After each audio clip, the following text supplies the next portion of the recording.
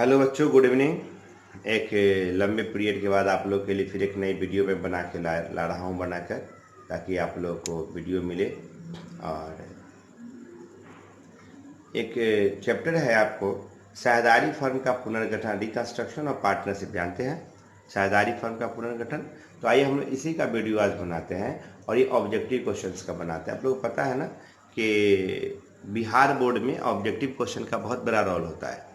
Account में 45 plus number हर student को चाहिए, नहीं तो फिर बीकॉम नहीं होता है। उनको बीए या दूसरा फैकल्टी में, आर्ट्स में या उसमें बीएस टीपीएस ऑनर्स में जाना पड़ता है। तो आइए हम कुछ क्वेश्चंस आपको लिए लाए हैं, जिसका साझेदारी फर्म का पुनर्गठन, ये प्रायः लेसन नंबर 3 में होता है, ये चैप्टर से है। तो देखिए सब आदमी, जिसको किसी भी स्टूडेंट को अच्छा लगे तो कुछ याद कीजिए, नोट कर लीजिए, शेयर कीजिए। नहीं देखते हैं कोई बात नहीं, जो अच्छा लगता है उसको देखना चाहिए, जो नहीं अच्छा लगे उसको स्किप करके आगे बढ़ना चाहिए, कोई बात नहीं। तो आइए ये वीडियो लेसन 3 बनाते हैं उन बच्चों के लिए जिनको इसमें ज़रूरत है, बिहार बोर्ड के स्टूडेंट है। तो याद करा दें कि आप लाइक शेयर एंड सब्सक्राइब जरूर करें और दूसरे को शेयर भी करें, ताकि ज़्यादा से ज़्यादा बच्चे तक अच्छी बातें पहुँचे। ठीक है, तो आइए आपको अनवर कॉमर्स क्लासेस मिठनपुरा मुजफ्फरपुर के द्वारा ये आपको सेकेंड ऑब्जेक्टिव का 3rd चैप्टर का वीडियो है, जो 2 वीडियो पहले रिलीज कर चुका हूँ। लेसन पार्टनरशिप बेसिक का था और ये रिकंस्ट्रक्शन ऑफ पार्टनरशिप का है। पहला question, sacrifice ratio is calculated by the formula. त्याग अनुपात का रूल क्या होता है? ठीक है, विकल्प नंबर पहला new ratio minus old ratio, old ratio minus second old ratio minus new ratio, third old ratio minus profit gaining ratio and fourth profit gaining ratio minus sacrifice ratio. नहीं, तो आपको बताना है सेक्रीफाइस रेशियो इक्वल टू क्या होता है। ठीक है, ए में क्या बताया मैं? New ratio minus old ratio. B बताया old ratio minus new ratio. C बताया old ratio minus profit gaining ratio और डी बताया profit gaining ratio minus sacrifice ratio. जो आपको अच्छा लगे ए बी सी डी करके लिखिए, आज बहुत कम क्वेश्चन बताएंगे।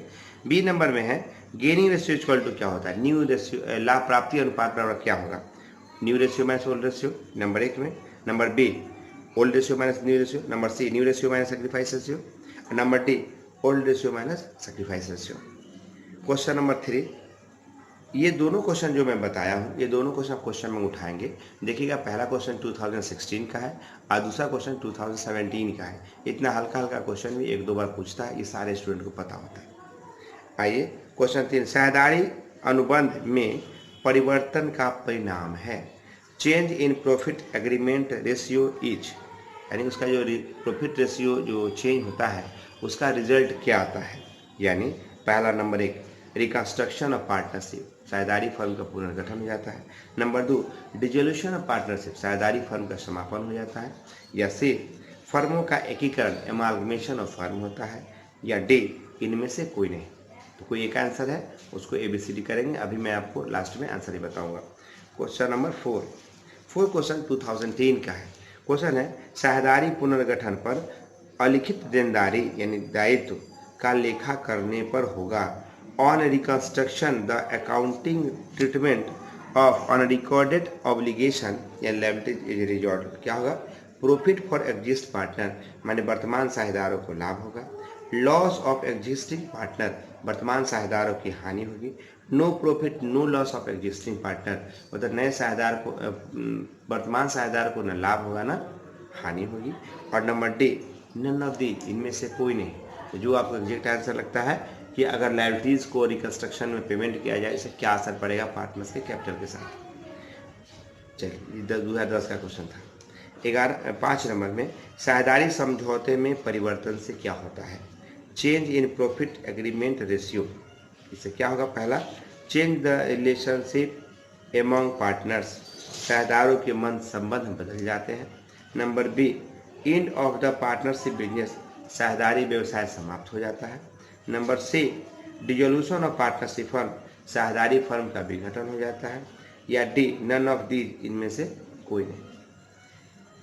क्वेश्चन नंबर 6, साझेदारी फर्म के पुनर्गठन पर संपत्तियों के मूल्यों में वृद्धि का परिणाम क्या होता है? साझेदारी फर्म के पुनर्गठन पर संपत्तियों के मूल्यों में वृद्धि का क्या मतलब होता है, यानी उसका परिणाम क्या होगा? क्वेश्चन है on reconstruction increase in the value of assets is result profit of existing partner, माने वर्तमान साझेदार को लाभ होगा। Number B loss of existing partner, वर्तमान साझेदारों को हानि होगा। Number C, no profit no loss, न लाभ होगा न हानि होगा। Number D, none of the, इनमें से कोई नहीं। क्वेश्चन नंबर 7, वर्तमान साझेदारों के मध्य लाभ विभाजन अनुपात में परिवर्तन से change in the profit sharing ratio of existing partner is result, उसका रिजल्ट आपको क्या होगा? जैसे विकल्प है revaluation profit of firm, revaluation of firm यानी फर्म का पुनर्गठन होगा। दूसरा, फर्म का गठन होगा।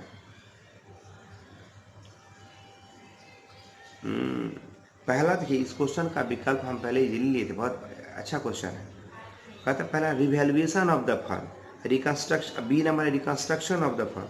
तीसरा डिसोल्यूशन ऑफ द फर्म। चौथा इनमें से कोई नहीं। मतलब कहता है कि लाभ विभाजन का अनुपात यानी प्रॉफिट शेयरिंग रेशियो में अगर परिवर्तन होगा, क्या होगा? फर्म का पुनर्गठन होगा या फर्म का पुनर्मूल्यांकन। पहला फर्म का पुनर्मूल्यांकन होगा, रिवैल्यूएशन होगा। बी है फर्म का रिकंस्ट्रक्शन होगा, पुनर्गठन होगा। देखो हेल्प कर देते हैं, कभी भी फर्म का रिवैल्यूएशन नहीं होता है, रिकंस्ट्रक्शन होता है। नहीं, आगे ये क्वेश्चन 2010 में पूछा था, इसी चैप्टर क्वेश्चन है। ए, बी और सी फर्म के साझेदार है, डी को नए साझेदार में प्रवेश करता है, तो फर्म के साथ क्या होगा? यानी ओल्ड फर्म इज डिजॉल्व, पुरानी साझेदारी खत्म हो जाएगी, समाप्त हो जाएगी। पुरानी फर्म तथा पुरानी साझेदार का विघटन होगा। Both old firm and old partnership is dissolve.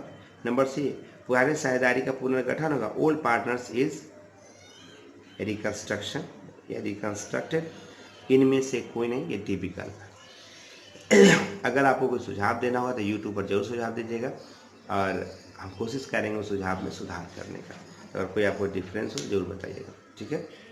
Next question है, साझेदारी फर्म के पुनर्गठन पर अलिखित संपत्तियों का लेखा करने पर, यानी जो साझेदारी संगठन का रिकंस्ट्रक्शन होता है तो ओल्ड जो अनरिकॉर्डेड एसेट्स को अगर आपको रिकॉर्ड करना होगा, इससे क्या होगा? देखिए, इसको समझने के लिए इतना समझिए कि अगर आपको एसेट्स मिलेगा तो बेनिफिट होगा और लॉस मिलेगा तो लायबिलिटीज मिलेगा तो लॉस होगा।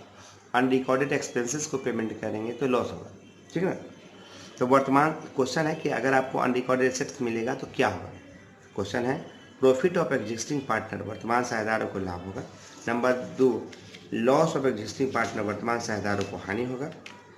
और number C, no profit no loss, ना लाभ होगा ना हानि होगा। Number D, none of these, इनमें से कोई नहीं। क्या लगता है आपको? अगर आपको एसेट्स मिलता है तो बेनिफिट है, इसका आंसर ए होना चाहिए, ठीक है। आइए 9 हो गया, अब हम लोग 10 के प्रस्थान करते हैं।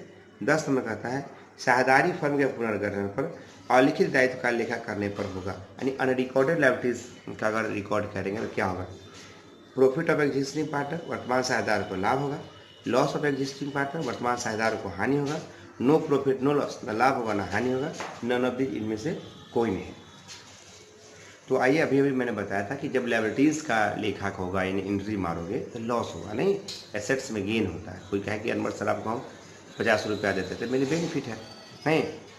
तो चलिए ऐसा ही क्वेश्चन और आपको पूछेगा कि अगर हम लोग लायबिलिटीज और एसेट्स के वैल्यू में परिवर्तन होने पर रिवैल्यूएशन में क्या असर पड़ेगा? कभी कभी आपको देखने को मिलेगा आपको कि एसेट्स का वैल्यू में गिरावट आ गया, लायबिलिटीज़ के वैल्यू इंक्रीज कर गया। याद रखिएगा, लायबिलिटीज़ का वैल्यू इंक्रीज करेगा तो लॉस होगा, डिक्रीज करेगा तो आपको गेन होगा, नहीं? आइए क्वेश्चन नेक्स्ट 11 नंबर देखिए। क्वेश्चन 11 है, साझेदारी फर्म के पुनर्गठन पर दायित्वों के मूल्यों में कमी का क्या परिणाम होगा? यानी on the reconstruction of partnership firm decrease the value of liabilities is result, liabilities का मूल्य गिर जाएगा तो क्या होगा आपके लिए? पहला, वर्तमान साझेदारों को प्रॉफिट होगा, exist the profit partner, profit of the existing partner. दूसरा, वर्तमान साझेदारों को हानि होगा, loss of existing partner. Number C कहता है none of these, no profit no loss. Number D में नन ऑफ दीज। समझ लीजिए क्या होगा। एक क्वेश्चन ये मैथमेटिकल क्वेश्चन है, कॉपी कलम निकालिए और बनाइए। क्वेश्चन ये है कि ए तथा बी फर्म में साझेदार है जो लाभ हानि को 2:1 के अनुपात में, 2:1 के अनुपात में बांटते हैं। अब वे लाभ हानि को बराबर बराबर अनुपात में बांटने का निश्चय किया। ए का त्याग क्या होगा? Old ratio 2:1, new ratio 1:1। तो क्वेश्चन में कहता है कि अब गेनिंग रेशियो क्या होगा? आंसर ए, मतलब ए त्याग कितना करेगा? ए सेक्रीफाइस करेगा और बी गेन करेगा। निकालिए ए त्याग कितना करेगा, 2/3 याद है ना, सेक्रीफाइस ओल्ड माइनस लगाइए। Answer 1/3, B 1/6, C 2/3 and D 3/2। आपको एक किसी में आंसर सही है, बाकी सब गलत है। अब छठे क्या आंसर होगा। क्वेश्चन नंबर 13 यदि पी क्यू तथा आर के मध्य वर्तमान लाभ विभाजन अनुपात यानी पी क्यू आर का जो रेशियो है 3:2:1 है, अब वो 1:2:3 नया कर दिए। ओल्ड था 3:2:1 और न्यू हो गया 1:2:3। तो वह साझेदार जिसका हिस्सा प्रभावित नहीं होगा वो कौन है, मतलब किसका बराबर है, पी का, क्यू का, आर का या पी तथा क्यू दोनों का। ये क्वेश्चन इस बार के लिए क्वेश्चन आप लोग नोट कर लीजिए। फिर से रिपीट करता हूँ, पी अनुपात क्यू अनुपात R, P/Q/R equal to 3:2:1 old ratio है। न्यू हो गया रेशियो उसी पार्टनर का 1:2:3। तो बताना है आपको किसका रेशियो इफेक्टेड नहीं होगा। पहला नंबर पी का, दूसरा क्यू का, तीसरा आर का और डी में है पी तथा आर दोनों। ठीक है, आइए एक क्वेश्चन हम बताने जा रहे हैं आपको 13 के बाद कि फर्म के लिए आहरण पर ब्याज है। Interest on drawing of the firm is क्या है आपके सामने में बताइए, यानी एक्सपेंसेस है, खर्चा है, लॉस है, इनकम है, इनमें से कोई नहीं। याद रखिए आहरण पर ब्याज पार्टनर के लिए हानि है और फर्म के लिए आय है। ठीक है ना, ये हो गया, ध्यान देंगे। एक ये क्वेश्चन जो था 2015 में पूछा था, तो इसका आंसर क्या होगा, आय है। नेक्स्ट है पुनर्मूल्यांकन खाता या लाभ हानि समायोजन खाता। Revaluation of account of profit and loss adjustment account is personal account, real account, nominal account, none of this. बताइए कौन सा अकाउंट है। इसका आंसर तो बताना ही हमारे लिए बेकार होगा, सबको आता है नहीं, ये नॉमिनल अकाउंट है। नेक्स्ट एक क्वेश्चन 2019 में पूछा था, पुनर्मूल्यांकन खाते में क्रेडिट पक्ष के डेबिट पक्ष के अधिक को क्या कहते हैं, ये याद रखिएगा। रिवैल्यूएशन अकाउंट बनाइएगा तो नॉमिनल अकाउंट है, तो बाएं से दाएं घट के आएगा तो प्रॉफिट और दाएं से बाएं आएगा तो लॉस। ठीक है ना। क्वेश्चन क्या कहा आपको कि एक्सेस ऑफ क्रेडिट साइड, बाएं साइड का excess of credit side over the debit side is called, उसको आप क्या नाम देंगे। जैसे क्वेश्चन है प्रॉफिट कहेंगे, लॉस कहेंगे, रिसिप्ट कहेंगे या एक्सपेंसेस कहेंगे, नहीं इसको आप क्या नाम देंगे। लिखिए क्या आंसर होगा इसका। बाएं साइड से घटा के दाएं साइड आ जाएगा आपको प्रॉफिट बैलेंस, तो प्रॉफिट कहेंगे या लॉस कहेंगे, रिसिप्ट कहेंगे या एक्सपेंसेस कहेंगे। फिर इसका आंसर हम बता देते हैं, इसको अपन लोग प्रॉफिट कहेंगे। To revaluation profit transfer to partners capital account, नहीं प्रॉफिट कहिएगा। एक क्वेश्चन जो अब आपको मैं बता दूं, इस बार का ट्रेंड ऐसा क्वेश्चन आ सकता है कि यदि एसेट्स का वैल्यू गिर जाए तो रिवैल्यूएशन एसेट्स का वैल्यू कम हो जाए तो जर्नल एंट्री के डेबिट में क्या होगा।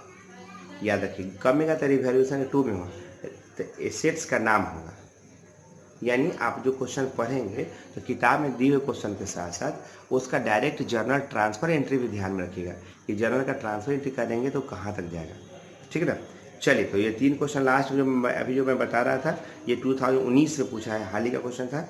और इसमें एक तो कैलकुलेशन वाला आप लोग क्वेश्चन खुद पढ़ लीजिएगा। जैसे सी और डी 3:1 में पार्टनर है और वे नया पार्टनर को डी को लाया तो new ratio and sacrifice ratio क्या होगा।